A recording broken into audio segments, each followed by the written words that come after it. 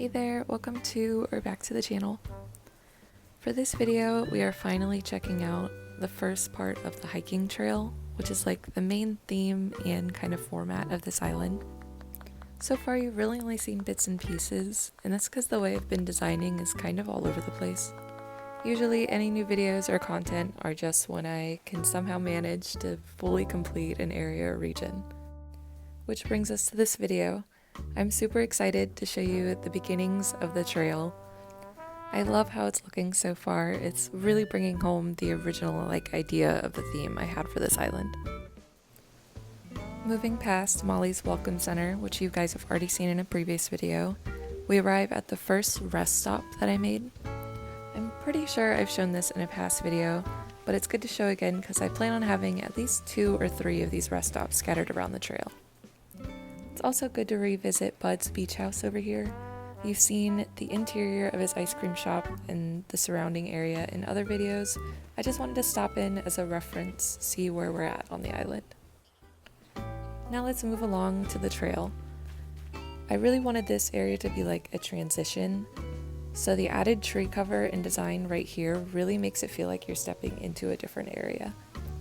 Down over at this little campsite, I wanted to point out the dropped item shovel I placed over here. It seems pretty unimportant, but I actually had the idea to scatter little tool sites around the island. That way when you're visiting the dream address, you can try to find them all like a little scavenger hunt. Make sure you keep an eye out, you might see more in this and other videos too. Continuing along the trail, we move up a level to find this river or stream area I made up here. This was probably the most fun I've had terraforming in this game on this island so far. I wish I had some sort of before and after or progress clips or something to show the process of designing this, but it took so much trial and error and just the base layout of these cliffs and waterscaping that it felt impossible to even try to record even a speed build or something like that. You can't tell me that it doesn't feel like a hike walking through there though. Our next stop in the northwest corner of the map is the cabins.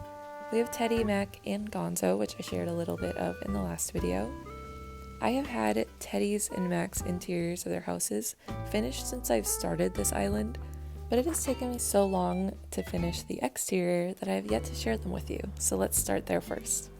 Starting off with Mac's place here, I have found that I've always designed highly based off color. So I usually start with wallpaper flooring or some sort of layout till I find a palette. Obviously I went with the browns and greens here and just went off that.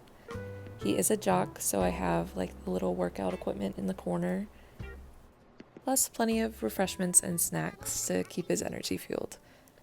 Based off his personality alone, I was really going for college dorm room here because I really get just the university jock vibe from him, and I think it came out super cute and perfect for him. Next stop will be Teddy's house next door. For his interior, I went more of the just true cabin feel because I wanted at least one villager interior to match the island theme. I really love the custom designs for this back wallpaper. It super looks like a balcony. I remember making these 2 houses right after Happy Home came out, and we even had the option to change our villagers' interiors. So I just went crazy with the partition walls and all of the new stuff that we had at the time. My favorite spot in this house is this little honey pot back here. It's perfect for my big old teddy bear. But overall, I think this is my favorite interior on the island. It just matches the theme so well. Don't worry, all you're missing over here where he's crafting is just some boxes and clutter, so it works out pretty great actually. Usually you don't think about where the crafting table's gonna go when you're designing an interior like this, but the fact that it works here actually makes me pretty happy, and we're just gonna say I did it on purpose.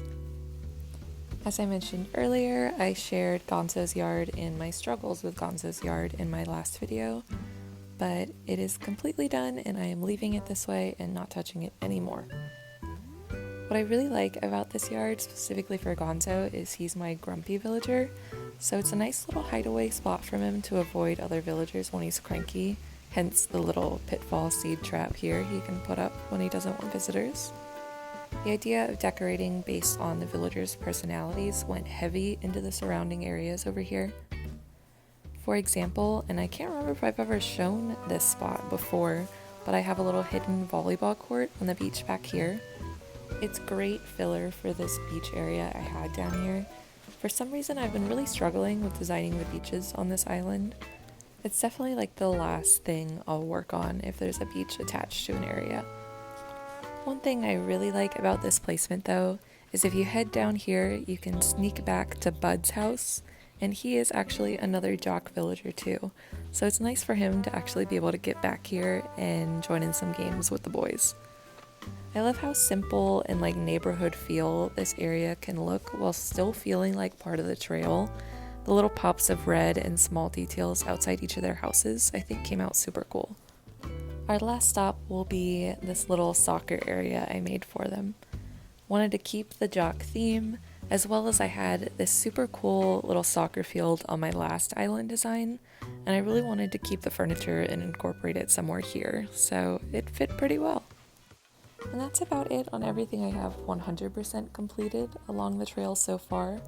I should have more for you soon, I just have a few small details to complete along the next part we'll be covering. And that is about it for this video. Thank you so much for watching, and I hope you enjoyed the tour of the island so far. I'm super happy to be able to finally share more of it with you. I'll have some links to some of the videos I was talking about, as well as design codes in the description. If you have any other questions, just let me know in the comments. I really appreciate you watching and sticking with me on this process of an island design. I can't wait to share more with you soon. I'll see you in the next one.